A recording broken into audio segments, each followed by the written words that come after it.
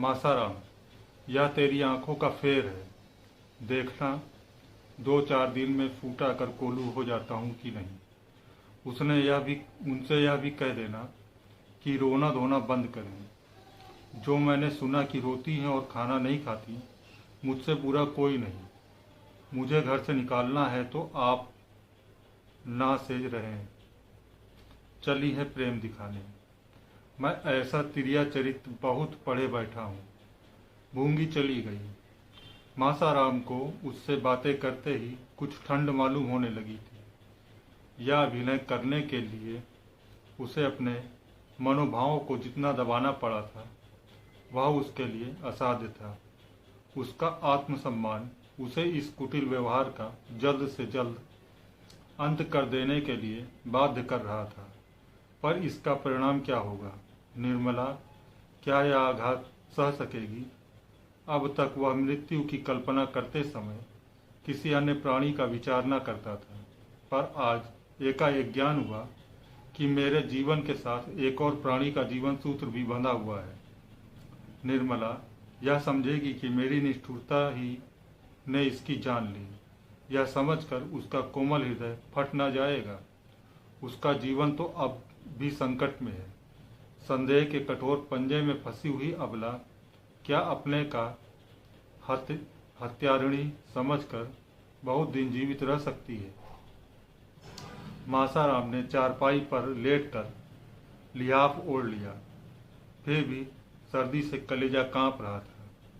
थोड़ी ही देर में उसे जोर से ज्वर चढ़ गया। वह बेहोश हो गया। इस अचेत दशा में उसे भांति भांति के स्वप्न दिखाई देने लगे। थोड़ी थोड़ी देर के बाद चौंक पड़ता, आंखें खुल जाती, फिर बेहोश हो जाता। सहसा वकील साहब की आवाज़ सुनकर वह चौंक पड़ा। हाँ, वकील साहब की आवाज़ थी। उसने लिहाफ फेंक दिया और चारपाई से उतरकर नीचे खड़ा हो गया। उसके मन में एक वेग हुआ कि इस वक्त इनके सामने प्राण दे दूं। उसे ऐसा मालूम हुआ कि मैं मर जाऊं तो इन्हें सच्ची खुशी होगी। शायद इसलिए वह देखने आए हैं कि मेरे मरने में कितनी देर है।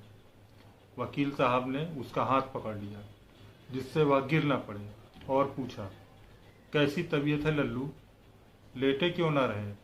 लेट जाओ ना, तुम खड़े क्यों हो गए? मासाराम, मेरी तबीयत तो बहुत अच्छी है। आपको व्यर्थ ही कष्ट हुआ।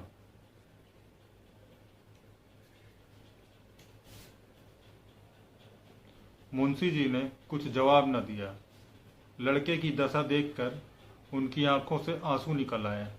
वह हष्ट पुष्ट बालक जिसे देखकर वह चित्त प्रसन्न हो जाता था, अब सूख कर कांटा हो गया था। 5-6 दिन में ही वह इतना दुबला हो गया था कि उसे पहचानना कठिन था। मुंशी जी ने उसे आहिस्ता से चारपाई पर लिटा दिया और लिहाफ अच्छी तरह से उसे उड़ाकर सोचने लगे कि अब क्या करना चाहिए। कहीं लड़का हाथ से तो नहीं जाएगा। यह ख्याल करके वह शोक विहल हो गए और स्टूल पर बैठकर फूट फूट कर रोने लगे। मासाराम भी लिहाफ में मुंह लपेटे रो रहा था। अभी थोड़े ही दिनों पहले उसे देखकर पिता का हृदय गर्व से फूल उठता था, लेकिन आज उसे इस दारुण दशा में देखकर भी वह सोच रहे थे कि इसे घर ले चलूं या नहीं। क्या यहाँ दवाई नहीं हो सकती? मैं यहाँ 24 घंटे बैठा रहूँगा। डॉक्टर साहब यहाँ है ही, कोई दिक्कत न होगी। घर ले चलने में उसे बाधाएं ही बाधाएं दिखाई देती थी। सबसे बड़ा भय यह था कि निर्मला इसके पास हरदम बैठी रहेगी और मैं मना न कर सकूंगा। यह उसके लिए असह्य था। इतने में अध्यक्ष ने आकर कहा, मैं तो समझता हूँ कि आप इन्हें अपने साथ ले जाएं। गाड़ी है ही, कोई तकलीफ ना होगी। यहाँ अच्छी तरह देखभाल ना हो सकेगी। मुंशी जी, हाँ, आया तो इसी ख्याल से था, लेकिन इसकी हालत बहुत नाजुक मालूम होती है। जरा सी असावधानी होने से सरसाम हो जाने का भय है। अध्यक्ष, यहाँ से इन्हें ले जाने में थोड़ी सी दिक्कत जरूर है, लेकिन या तो आप खुद सोच सकते हैं कि घर पर जो आराम मिल सकता है वह यहाँ किसी तरह नहीं मिल सकता। इसके अतिरिक्त किसी बीमार लड़के को यहाँ रखना नियम विरुद्ध भी है। मुंशी जी, कहिए, मैं तो हेडमास्टर से आज्ञा ले लूँ। मुझे इनका यहाँ से इस हालत में ले जाना किसी तरह मुनासिब नहीं मालूम होता। अध्यक्ष ने हेडमास्टर का नाम सुना तो समझे कि यह महाशय धमकी दे रहे हैं। जरा तिनक कर बोले, हेडमास्टर नियम विरुद्ध कोई बात नहीं कर सकते। मैं इतनी बड़ी जिम्मेदारी कैसे ले सकता हूँ? अब क्या हो, क्या घर ले जाना ही पड़ेगा? यहाँ रखने का तो यह बहाना था कि ले जाने की बीमारी बढ़ने की आशंका है। यहाँ से ले जाकर अस्पताल में ठहराने का कोई बहाना नहीं है। जो सुनेगा वह यही कहेगा कि डॉक्टर की फीस बचाने के लिए लड़के को अस्पताल फेंक आए। पर अब ले जाने के सिवा और कोई उपाय न था। अगर अध्यक्ष महोदय इस वक्त रिश्वत लेने को तैयार हो जाते तो शायद 2-4 साल का वेतन ले लेते, लेकिन कायदे के पाबंद होने में इतनी बुद्धि, इतनी चतुराई कहाँ? अगर इस वक्त मुंशी जी को कोई आदमी ऐसा उज्र सुझा देता जिसमें उन्हें मासाराम को घर ना ले जाना पड़े तो वह आजीवन उसका एहसान मानते। सोचने का समय भी ना था। अध्यक्ष महोदय शैतान की तरह सिर पर सवार था। विवश होकर मुंशी जी ने दोनों साइयों को बुलाया और मासाराम को उठाने लगे। मासाराम अर्धचेतना की दशा में था। चौंक कर बोला, क्या हुआ? कौन है? मुंशी जी, कोई नहीं बेटा, मैं तुम्हें घर ले चलना चाहता हूँ, आओ गोद में उठा लूँ। मासाराम, मुझे क्यों घर ले चलते हैं? मैं वहाँ नहीं जाऊँगा। मुंशी जी, यहाँ तो रह नहीं सकते, नियम तो ऐसा ही है। मासाराम, कुछ भी हो वहाँ ना जाऊँगा, मुझे और कहीं ले चलिए, किसी पेड़ के नीचे, किसी झोपड़े में, जहाँ चाहे रखिए, पर घर पर ना ले चलिए। अध्यक्ष ने मुंशी जी से कहा, आप इन बातों का ख्याल ना करें, यह तो होश में नहीं है। मासाराम, कौन होश में नहीं है? मैं होश में हूँ। किसी को गालियाँ देता हूँ, दांत काटता हूँ, क्यों होश में नहीं हूँ? मुझे यहीं पड़ा रहने दीजिए। जो कुछ होना होगा, अगर ऐसा है तो मुझे अस्पताल ले चलिए, मैं वहाँ पड़ा रहूँगा। जीना होगा जीऊँगा, मरना होगा मरूँगा, लेकिन घर किसी तरह ना जाऊँगा। यह सोचकर यह जोर पाकर मुंशी जी फिर अध्यक्ष की मिन्नतें करने लगे, लेकिन वह कायदे का पाबंदी आदमी कुछ सुनता ही ना था। अगर छूत की बीमारी हुई और किसी दूसरे लड़के को छूत लग गई तो कौन उसका जवाबदेह होगा? इस तर्क के सामने मुंशी जी की कानूनी दलीलें भी मात हो गईं। आखिर मुंशी जी ने मासाराम से कहा, बेटा, तुम्हें घर चलने में क्यों इनकार हो रहा है? वहाँ भी तो सभी तरह का आराम रहेगा। मुंशी जी ने कहने को तो यह कह दिया, लेकिन डर रहे थे कि कहीं सचमुच मासाराम चलने पर राजी ना हो जाए। मासाराम को अस्पताल में रखने का कोई बहाना खोज रहे थे और उसकी जिम्मेदारी मासाराम के ही सिर पर डालना चाहते थे। यह अध्यक्ष के सामने की बात थी। वह इस बात की साक्षी दे सकते थे कि मासाराम अपनी जिद से अस्पताल जा रहा है। मुंशी जी का इसमें लेस मात्र भी दोष नहीं। मासाराम ने झल्ला कर हाँ नहीं 100 बार नहीं, मैं घर नहीं जाऊंगा, मुझे अस्पताल ले चलिए और घर के सब आदमियों को मना कर दीजिए कि मुझे देखने ना आए। मुझे कुछ नहीं हुआ, बिल्कुल बीमार नहीं हूँ, आप मुझे छोड़ दीजिए, मैं अपने पाँव पे चल सकता हूँ। वह उठ खड़ा हुआ और उन्मत्त की भांति द्वार की ओर चला, लेकिन पैर लड़खड़ा गए। यदि मुंशी जी ने संभाल न लिया होता तो वह बड़ी चोट आती। दोनों नौकर की मदद से मुंशी जी उसे बग्घी के पास लाए और अंदर बैठा दिया। गाड़ी अस्पताल की ओर चली। वही हुआ जो मुंशी जी चाहते थे। इस शोक में उनका चित्त संतुष्ट था। लड़का अपनी इच्छा से अस्पताल जा रहा था। क्या यह इस बात का प्रमाण नहीं था कि घर में इससे कोई स्नेह नहीं? क्या इससे यह सिद्ध होता है कि मासाराम निर्दोष है? वह उस पर अकारण ही भ्रम कर रहे थे। लेकिन जरा ही देर में इस दृष्टि की जगह उसके मन में ग्लानि का भाव जागृत हुआ। वह अपने प्राणप्रिय पुत्र को घर ले जाकर अस्पताल लिए जा रहे थे। उनके विशाल भवन में उनके पुत्र के लिए जगह ही ना थी। इस दशा में भी, जबकि उसकी जीव संकट में पड़ा था। कितनी विडंबना है। एक क्षण के बाद एकाएक मुंशी जी के मन में प्रश्न उठा, कहीं मासाराम उनके भावों को ताड़ तो नहीं गया, इसलिए तो वह घर से घृणा हो गई है। अगर ऐसा है तो गजब हो जाएगा। एक अनर्थ की कल्पना से ही मुंशी जी के रोए खड़े हो गए और कलेजा धधक करने लगा। हृदय में एक धक्का सा लगा। अगर इस ज्वर का यही कारण है तो ईश्वर ही मालिक है। इस समय उनकी दशा अत्यंत दयनीय थी।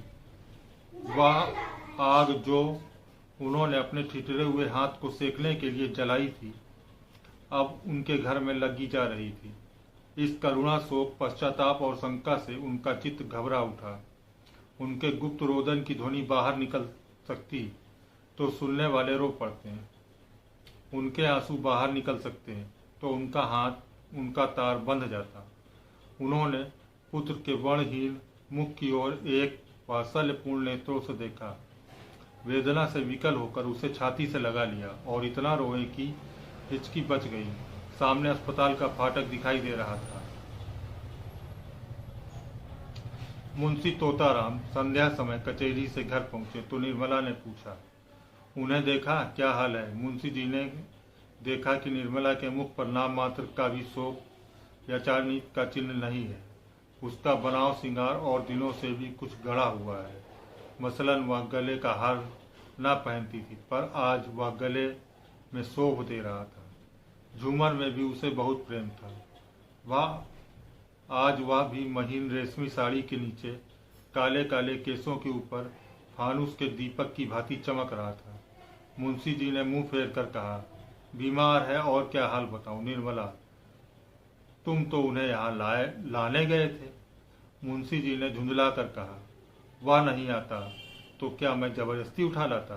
कितना समझाया कि बेटा घर चलो, वहाँ कोई तकलीफ ना होने पावेगी, लेकिन घर का नाम सुनकर उसे जैसे दूना ज्वर हो जाता। कहने लगा, मैं यहाँ मर जाऊंगा लेकिन घर न जाऊंगा। आखिर मजबूर होकर अस्पताल पहुंचा आया, और क्या करता। रुक्मणी भी आकर बरामदे में खड़ी हो गई। बोली, वह जन्म का हठी है, यहाँ किसी तरह न आएगा, और यह भी देख लेना वह अच्छा भी न होगा। मुंशी जी ने कतार स्वर में कहा, तुम 2-4 दिन के लिए वहाँ चली जाओ तो बड़ा अच्छा हो बहन, तुम्हारे रहने से उसे तस्कीन होती रहेगी। मेरी बहन, मेरी यह विनय मान लो, अकेले वह रो रो कर प्राण दे देगा। बाय हाय अम्मा की रट लगाकर रोया करता है। मैं वहीं जा रहा हूँ, मेरे साथ ही चलो।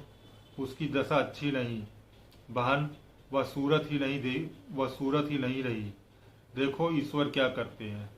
यह कहते कहते मुंशी जी की आंखों से आंसू बहने लगे, लेकिन रुक्मणी अविचलित भाव से बोली, मैं जाने को तैयार हूँ। मेरे वहाँ रहने में अगर मेरे लाल के प्राण बच जाएं तो मैं सिर के बल दौड़ी चली जाऊँ, लेकिन मेरा कहना गिरह में बांध लो भैया, वहाँ वह अच्छा ना होगा।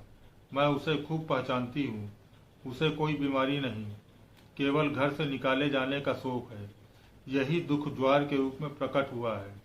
तुम एक नहीं लाख दवा करो, सिविल सर्जन को ही क्यों ना दिखाओ, उसे कोई दवा असर ना करेगी।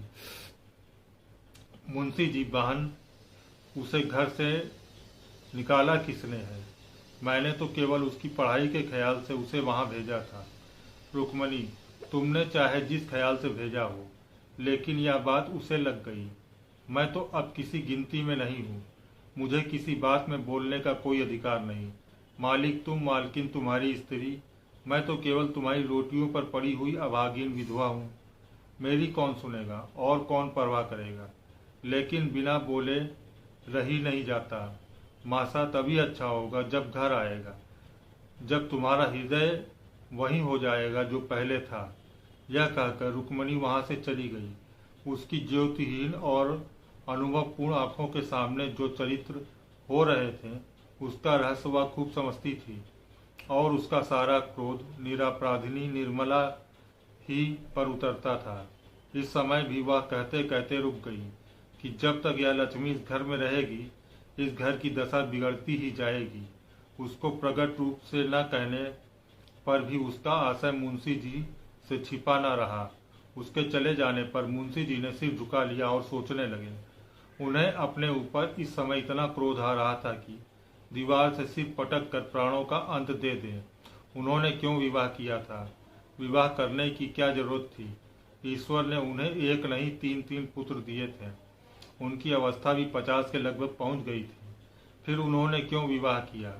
क्या इसी बहाने ईश्वर का उनका सर्वनाश करना मंजूर था?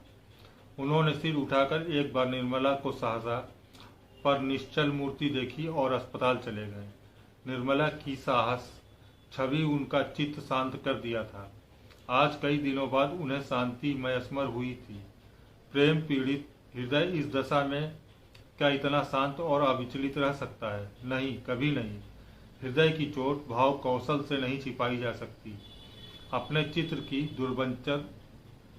दुर्बंजा पर इस समय उन्हें अत्यंत क्षोभ हुआ। उन्होंने अकारण ही संदेह को हृदय में स्थान देकर इतना अनर्थ किया। मासाराम की ओर से उनका मन निशांक हो गया। माँ उनकी जगह अब एक नई शंका उत्पन्न हो गई। क्या मासाराम भाग तो नहीं गया? क्या भाप कर युवा घर आने से इनकार कर रहा है? अगर वह भाप गया है तो महान अनर्थ हो जाएगा। उसकी कल्पना से ही उनका मन दहल उठा। उसकी देह की सारी हड्डियां मानो इस हाहाकार पर पानी डालने के लिए व्याकुल हो उठी। उन्होंने कोचवान से घोड़े को तेज चलाने को कहा।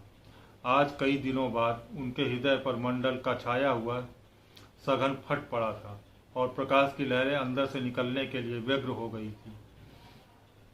उन्होंने बाहर सिर निकाल कर देखा। कोचवान सो तो नहीं रहा था। घोड़े की चाल उन्होंने इतनी मंद कभी न मालूम हुई थी। अस्पताल पहुंचकर वह लपके हुए मासाराम के पास गए। देखा तो डॉक्टर साहब उसके सामने चिंता में मग्न थे। मुंशी जी के हाथ पांव फूल गए। मुंह से शब्द ना निकल सका। भरभराई हुई आवाज में बड़ी मुश्किल से बोले, क्या हाल है डॉक्टर साहब?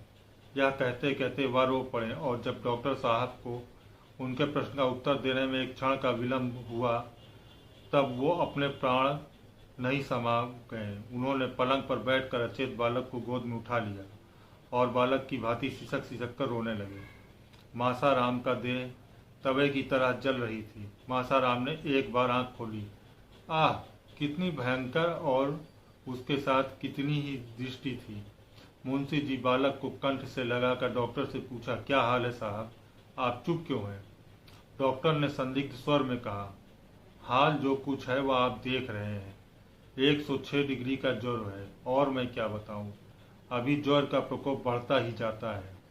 मेरे किए तो खुद हो सकता है कर रहा हूँ। ईश्वर मालिक है। जब से आप गए हैं मैं 1 मिनट के लिए भी यहाँ से नहीं हिला। भोजन तक नहीं कर सका।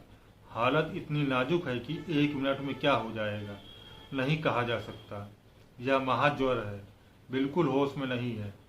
रह रह कर डिलीरियम का दौरा सा हो जाता है। क्या घर में इन्हें किसी ने कुछ कहा है? बार बार अम्मा जी तुम कहाँ हो यही आवाज मुंह से निकलती है। डॉक्टर साहब यह कह ही रहे थे कि सहसा मासाराम उठकर बैठ गया और धक्के से मुंशी जी की चारपाई से नीचे ढकेल कर उन्मत्त स्वर में बोला, क्यों धमकाते हैं आप? मार डालिए, मार डालिए, अभी मार डालिए। तलवार नहीं मिलती, रस्सी का फंदा है। यह हवा भी नहीं है, मैं अपने गले में लगा लूंगा। हाय अम्मा जी तुम कहाँ हो? यह कहते कहते वह फिर अचेत होकर गिर पड़ा। मुंशी जी एक क्षण तक मासाराम की शिथिल मुद्रा की ओर व्यथित नेत्रों से ताकते रहे। फिर साहस उन्होंने डॉक्टर साहब का हाथ पकड़ लिया और अत्यंत दीनतापूर्ण आग्रह से बोले, डॉक्टर साहब इस लड़के को बचा लीजिए, ईश्वर के लिए बचा लीजिए, नहीं मेरा सर्वनाश हो जाएगा। मैं अमीर नहीं हूँ लेकिन आप जो कुछ कहेंगे वह हाजिर करूँगा। इसे बचा लीजिए। आप बड़े से बड़े डॉक्टर को बुलाइए और आपकी राय और उनकी राय लीजिए। मैं सब खर्च दूंगा। इसकी अब नहीं देखी जाती। हाय मेरा होनहार बेटा। डॉक्टर साहब ने करुण स्वर में कहा, बाबू साहब मैं आपसे सत्य कह रहा हूँ कि मैं इनके लिए अपनी तरफ से कोई बात उठा नहीं रहा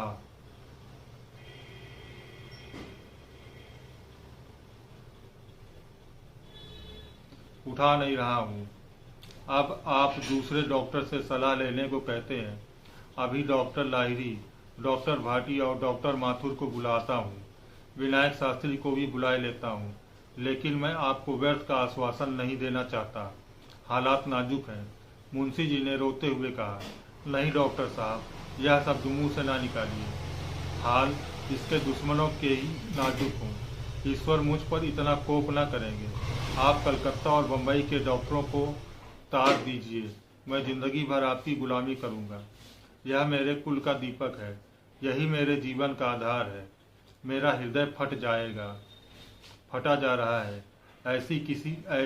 कोई ऐसी दवा दीजिए जिससे इसे होश आ जाए। मैं जरा आपके कानों में उसकी बात सुन जानूं कि उसे क्या कष्ट हो रहा है। हाय मेरा बच्चा।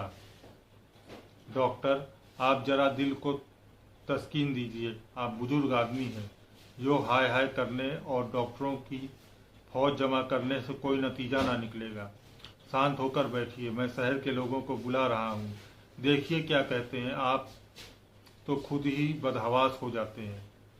दोस्तों, आज के लिए बस इतना ही। इसके आगे की कहानी मैं आप लोगों के सम्मुख अपने अगले वीडियो में लेकर उपस्थित होऊंगा। तब तक के लिए धन्यवाद।